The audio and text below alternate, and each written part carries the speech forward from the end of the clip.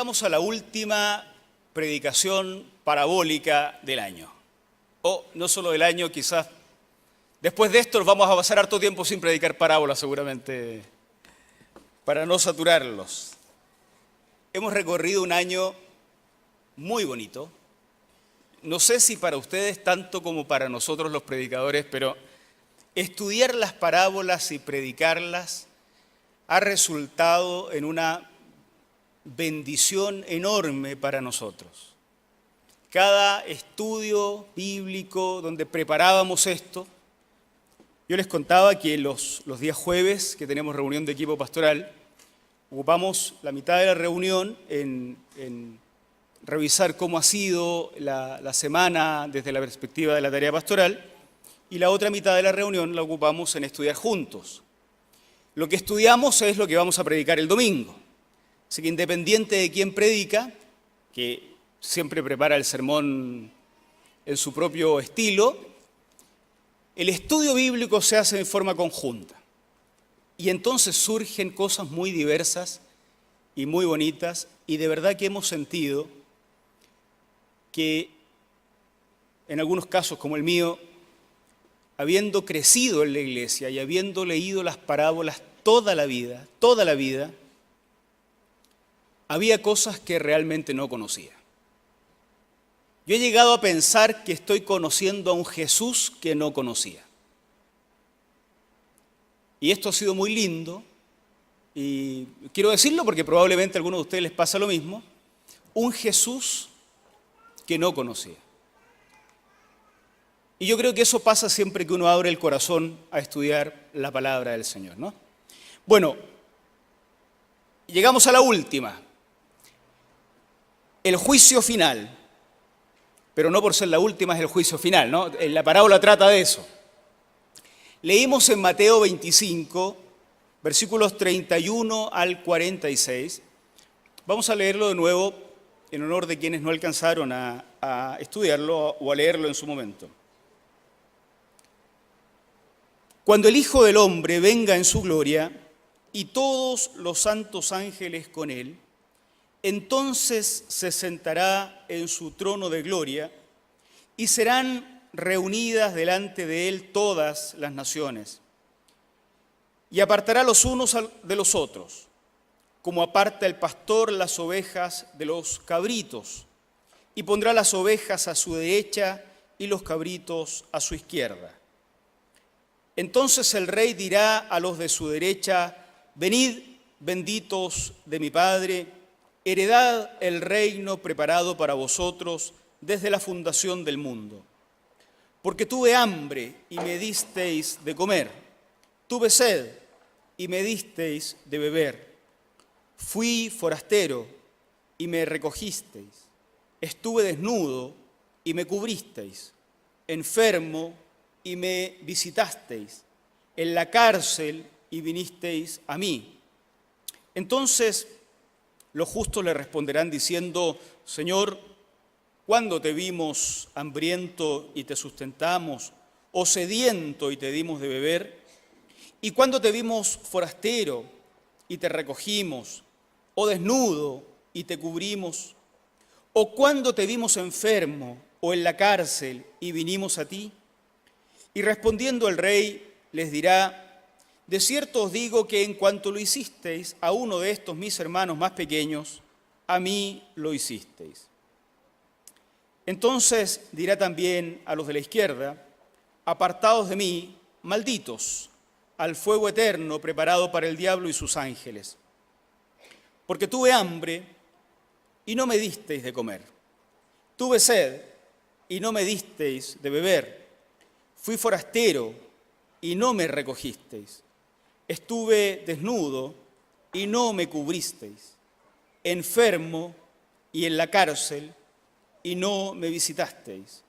Entonces también ellos le responderán diciendo: Señor, ¿cuándo te vimos hambriento, sediento, forastero, desnudo, enfermo o en la cárcel y no te servimos? Entonces le responderá diciendo: de cierto os digo que en cuanto no lo hicisteis a uno de estos más pequeños, tampoco a mí lo hicisteis. e irán estos al castigo eterno y los justos a la vida eterna. En épocas de elecciones conviene partir aclarando que los de la derecha y los de la izquierda nada tienen que ver con la cuestión política, ¿no? Ustedes se ríen porque son una comunidad muy inteligente, pero la verdad es que hace poco alguien me contaba que a partir de textos como este, los zurdos, por ejemplo, la pasaban mal en algunas iglesias. Porque los de la izquierda y los de la derecha... Sí, ustedes se ríen, yo ya lo sé. Pero hay comunidades donde estas cosas se interpretan literalmente y generan mucho conflicto. Bueno, política aparte, vamos a nuestro texto.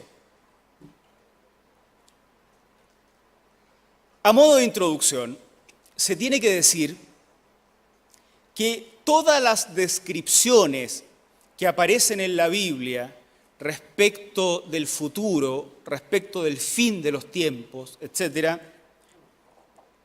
no son un fin en sí mismo.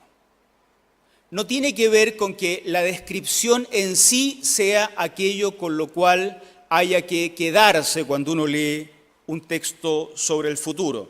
O sea, lo que se diga del futuro en la Biblia está escrito con la intención de que los que oigan el texto modifiquen su presente, no con la intención de que sepan lo que va a pasar en el futuro.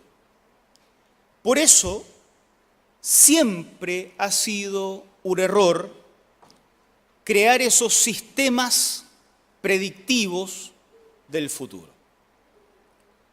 Por muy espirituales, por muy sólidos que externamente parezcan ser, los sistemas sobre el fin de los tiempos, cualquiera, porque hay para todos los gustos, cometen el error de convertir un texto bíblico que quiere modificar el presente de sus lectores en una especie de sistema de vaticinio del futuro. En algunos casos hasta se calculan las fechas del fin del mundo a partir de textos que no tenían esa intención, sino que tenían la intención de hablar a su presente, y en el caso de nosotros, que somos lectores tardíos de esos textos, también para nosotros tienen la intención de modificar nuestro presente. Así es que lo que se dice del juicio final se dice para que nuestra vida cambie hoy. Independiente de que algunos lo usan para hacer películas sobre el juicio final, se dice para que hoy seamos bendecidos. Así, nuestro texto que habla del juicio final no tiene la intención de mostrarnos una imagen de la escena final para que digamos, mira, al final del tiempo habrá ovejas y cabritos. Habrá dos filas, una a la derecha y una a la izquierda. No es eso, sino para mostrarnos cuáles son los criterios de Dios a la hora de evaluar nuestro comportamiento presente. Si hay algo que tendríamos que extraer del texto, es ese conocimiento nuevo. ¿Cómo nos evalúa Dios? ¿Con qué criterio juzga a Dios? ¿Qué cosas le preocupan al Señor? Cuando uno dice, Señor, ayúdame a amar lo que amas y aborrecer lo que aborreces, de este texto sacaríamos esa idea. ¿Qué cosas son las que Dios ama? ¿Qué cosas son las que Dios aborrece? ¿Qué cosas ocupan a Dios como para discernir a las personas? Hay tres cositas que yo quisiera dejar con ustedes. Primero, una cosa que resalta a partir de la lectura de este texto es que la última palabra respecto del comportamiento humano la tiene siempre Dios. Todo el año hemos visto que las parábolas nos muestran que el juicio real respecto de la humanidad no la pueden hacer los seres humanos por muy espirituales que parezcan ser. La decisión final respecto de cada ser humano está reservada al momento final cuando el Señor aparezca. En este texto es lo mismo.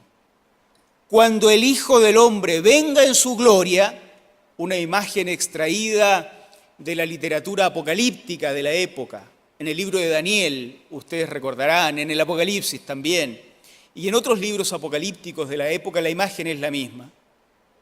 El Hijo del Hombre viniendo, uno con semejanza de hombre, viniendo desde el otro mundo, apareciendo, irrumpiendo en la historia. Cuando el Hijo del Hombre venga y todos los santos ángeles con él, se sentará en su trono de gloria. No antes. La determinación del lugar donde irán los que hacen el bien y los que hacen el mal no es algo que se sepa por anticipado. Jesús desplaza la decisión, tal vez para evitar la soberbia de los seres humanos, que nos encanta creernos mejores que otros, desplaza la decisión hacia el fin de los tiempos, cuando aparezca el Señor. Eso es lo primero que habría que tomar en cuenta cuando nos evaluamos a nosotros mismos, cuando nos preguntamos con qué criterio juzga Dios a nosotros y a nuestros amigos y a nuestros hermanos. Dios y solo Dios tiene la última palabra. Lo segundo que resalta del texto bíblico está en la línea de todo lo que fue el estudio de las parábolas durante el año. El servicio a Dios entendido como servicio a la humanidad de Dios. No sé si a ustedes les llama la atención, pero es una cosa notoria. Tuve hambre y me diste de comer. ¿Cuándo te vimos hambriento? Estuve desnudo y me vestiste. Estuve enfermo y me acompañaste. Me diste los cuidados necesarios. Me diste salud. ¿Cuándo estuviste enfermo? Si Dios no puede estar enfermo, si Dios no puede estar desnudo, si Dios no puede estar encarcelado, no puede ser enjuiciado a causa de pecado alguno. ¿Cuándo, Dios, estuviste en una situación de desmedro de estas características? Cada vez que hiciste esto a uno de estos pequeños, me lo hiciste a mí. Ya hemos hablado en algún momento de quiénes son los pequeños del sistema. ¿Quiénes son en la época de Jesús los pequeños y quiénes son hoy los pequeños? ¿Recuerdan cuando Jesús toma a un niño en brazo y dice, el que recibe a uno de estos, a mí me recibe? ¿Se acuerdan? ¿Quiénes son estos chicos que andan en la calle para que Jesús, un carpintero, un desconocido, los tome en brazo? Son gente que vive en las calles. Decíamos en esa oportunidad, esos pequeños no son los pequeños de la escuela dominical, que llegan limpios, que llegan bien vestidos, que llegan con una Biblia en el brazo o en el celular ahora, ¿no? Yo llegaba con Biblia en el brazo, los de ahora llegan en el celular. Y llegan limpiecitos y da gusto que estén con nosotros. No, los chicos de los que está hablando Jesús son esos que no tienen dónde dormir, duermen en las calles, comen de la basura. Nosotros criticamos a los apóstoles que les decían a los chicos que no se acerquen a Jesús. Probablemente tenían miedo de que le roben a Jesús. O lo dejen hediondo porque los va a tomar en brazo y va a quedar todo sucio. Esos son los chicos que toma Jesús en brazo y dice, el que reciba uno de estos en su casa, porque no tiene casa. Así es que los pequeños de los que habla Jesús representan a los pequeños del sistema, a los despreciados de los sistemas de su época, pero también de los nuestros. No son solo pequeños en edad, son también desechados y desechables, tal vez. No son de los que aportan a las economías, son de los que incurren en gastos, los que hacen incurrir en gastos. No sé si darles a ellos se puede tomar como inversión, porque tal vez serán delincuentes cuando adultos, tal vez serán bandidos, de esos bandidos que nos hablaba el pastor Rudy y que terminan asaltando a este judío que tiene que ser atendido por el buen samaritano, ¿se acuerdan? Bueno, esos chicos de la calle, el que recibe a uno de esos, a mí me recibe. El que viste a uno de estos pequeños, el que les da de comer, el que les da salud o acceso a la salud, al cuidado, a mí me sirve. Esto es una cosa novedosa para mí. Criado en la iglesia evangélica, la cuestión social siempre se me presentó como una cuestión de los católicos. No sé si a ustedes los canutos igual que yo les pasa. No, esto de andar dando a los pobres de católicos. No, eso es humanismo.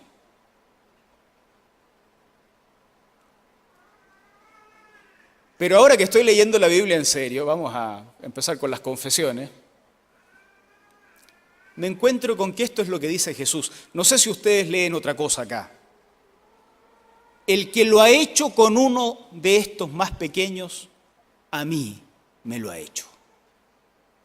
El servicio al prójimo, el servicio a la humanidad, es visto por el Señor como un servicio a Él.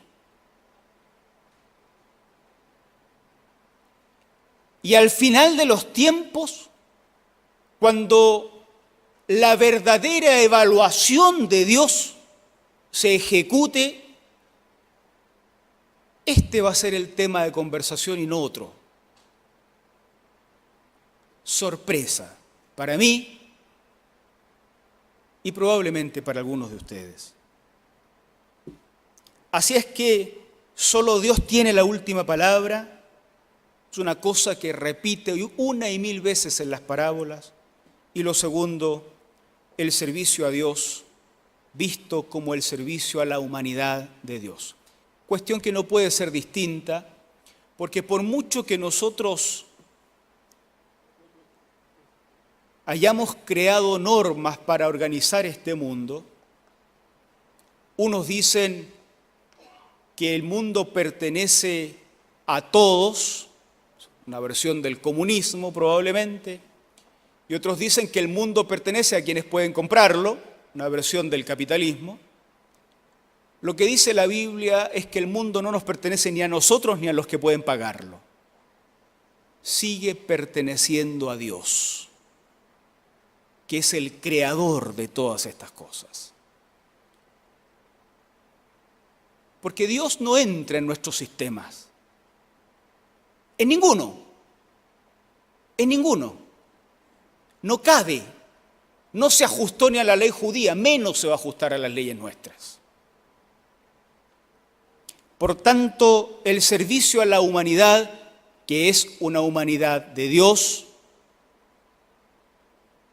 porque el árabe es de Dios, el africano es de Dios, el asiático es de Dios, los de las tribus indígenas son de Dios, los anglosajones son de Dios, el servicio a la humanidad de Dios es servicio a Dios. Y lo tercero que quiero dejar con ustedes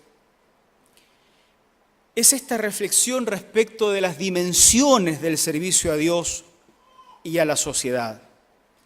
Yo digo que hay una dimensión privada en la que uno sirve a Dios de la forma en que Jesús lo dice. Cuando uno, por ejemplo, da pan al hambriento.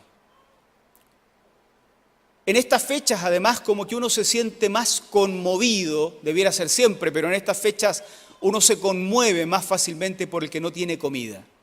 Y uno da pan al hambriento, personalmente, familiarmente, o viste al desnudo, hasta colabora para la salud del que no tiene.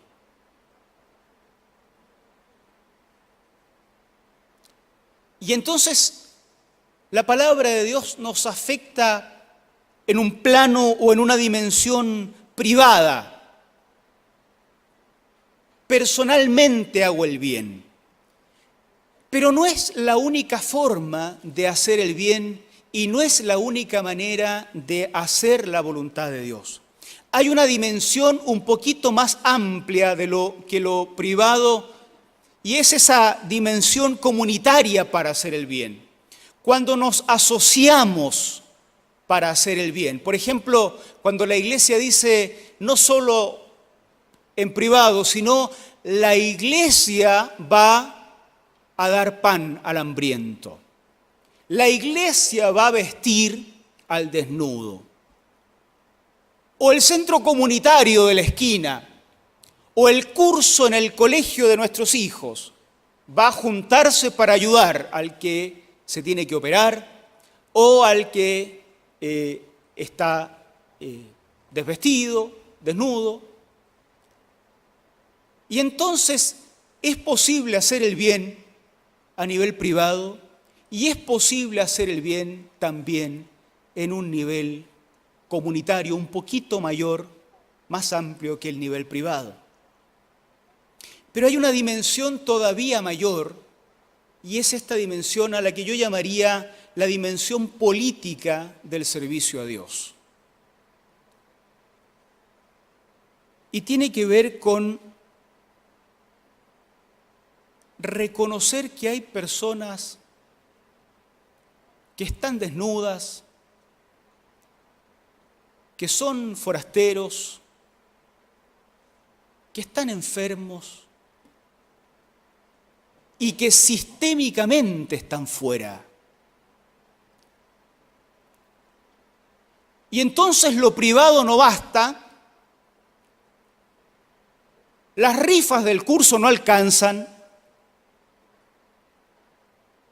porque el acompañamiento en salud, porque el acceso a la comida, porque el acceso al vestido, al agua, al acompañamiento en las cárceles, pasa por decisiones políticas. Y entonces también es posible en esas dimensiones servir a Dios. Fíjense que en estas sociedades nuestras, tan polarizadas, y en estas épocas eleccionarias, bueno, siempre hay épocas eleccionarias, donde todos quieren sacarle un poquito de partido a la necesidad del otro y al bien que hace, todo se polariza. Todo se polariza. Entonces hay discursos que dicen que el bien solo se puede hacer a nivel privado.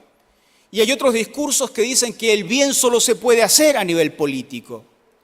Y en realidad parece que el sentido común, que no es el más común de los sentidos, lamentablemente, parece que el sentido común indicaría que el bien se puede hacer en todos los niveles.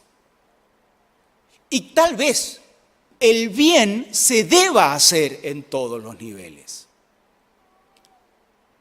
Porque al hambriento hay que darle pan, y es algo que uno puede hacer, pero a veces hay que juntarse con otros para dar pan, y otras veces hay que hacer leyes que posibiliten dar el pan.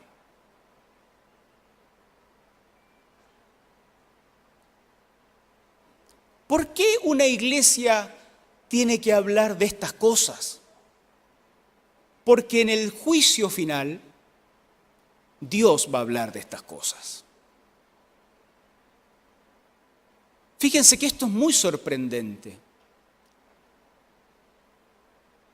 A estas alturas del año uno como que empieza a pensar, mire en qué andaba preocupado Dios. Y yo pensé que Dios quería que yo le cante coritos nomás. Y yo pensé que Dios quería que me ponga una linda corbata el domingo.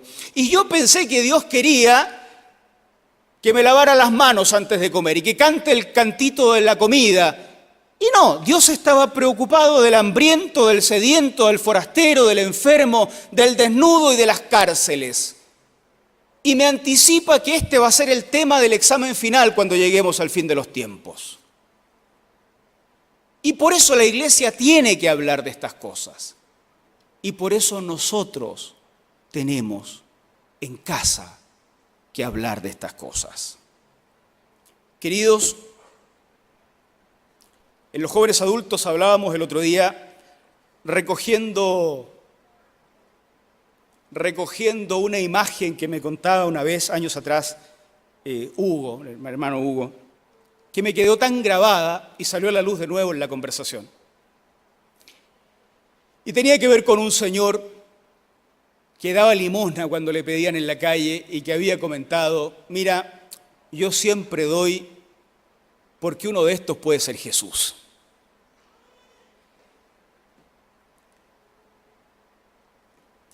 Esa vez que me la contó me pareció notable, pero después de un año de predicar las parábolas, yo diría lo mismo, uno de esos puede ser Jesús.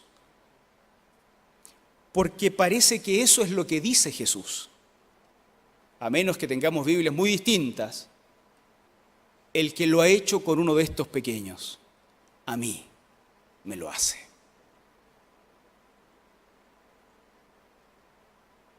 El que recibe a uno de estos pequeños, a mí me recibe. ¿Cuándo pediste limosna, Jesús? ¿Cuándo estuviste enfermo y no tuviste acceso a la salud? ¿Cuándo viviste la injusticia? ¿Cuándo? Cuando ellos, los pequeños de la historia, los pequeños del sistema, así lo viven, Dios lo vive. Quiero terminar, hermanos y hermanas, siguiendo el lenguaje de la alegoría de esta parábola.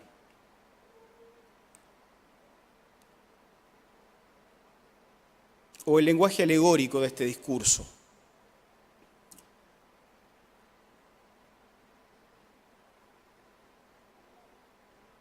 Por razones, ya sea del ámbito privado, por razones del ámbito comunitario o por razones políticas, en pleno siglo XXI, en el Chile del siglo XXI, Jesús sigue hambriento y no tiene acceso adecuado a la comida. Jesús sigue sediento y no tiene acceso adecuado al agua. Jesús sigue forastero y sigue sin ser recogido. Jesús sigue enfermo y no tiene acceso adecuado al cuidado. Jesús sigue desnudo y no tiene acceso adecuado al vestido. Jesús sigue en las cárceles y todos se avergüenzan de él.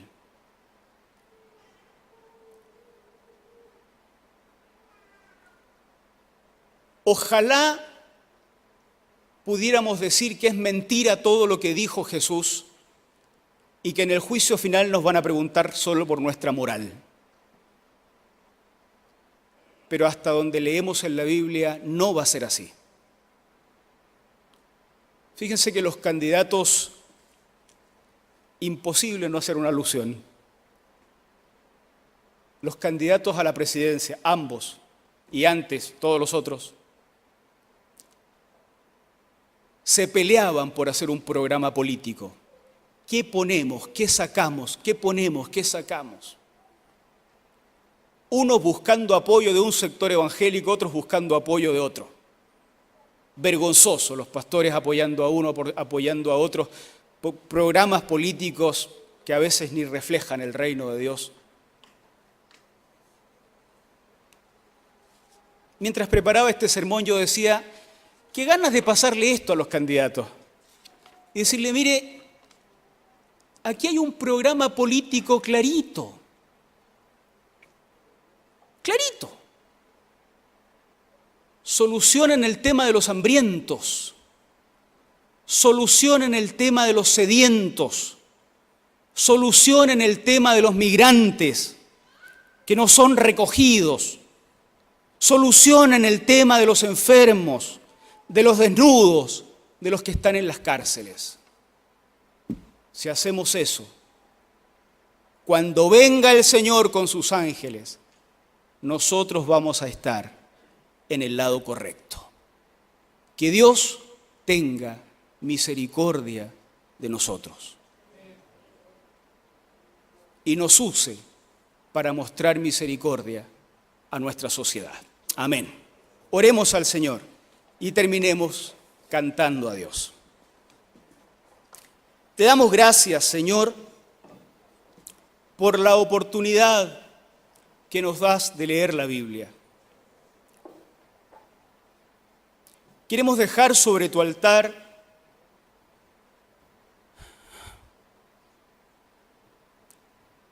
nuestras propias ideologías que impiden obedecer tu palabra.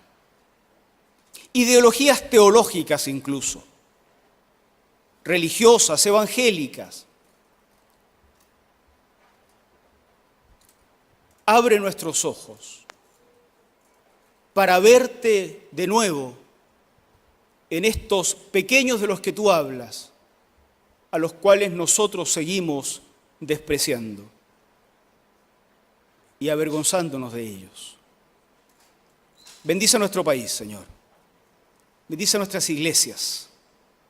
Bendice a nuestros políticos, a nuestros legisladores, a nuestros jueces, a nuestras policías. Queremos ser un país, Señor, que de una u otra forma, aún dirigidos por gente que no tiene ni idea de esto, hagan el bien a quien lo necesita. Atienda a los pequeños de estos tiempos. Señor, nosotros, sin saber cómo será el detalle del juicio final, nosotros sí queremos estar parados del lado de los justos. Llénanos, Señor, del Espíritu Santo y modifica nuestras vidas, nuestras asociaciones pequeñas y nuestra forma de hacer política en el país. En el nombre de Cristo Jesús.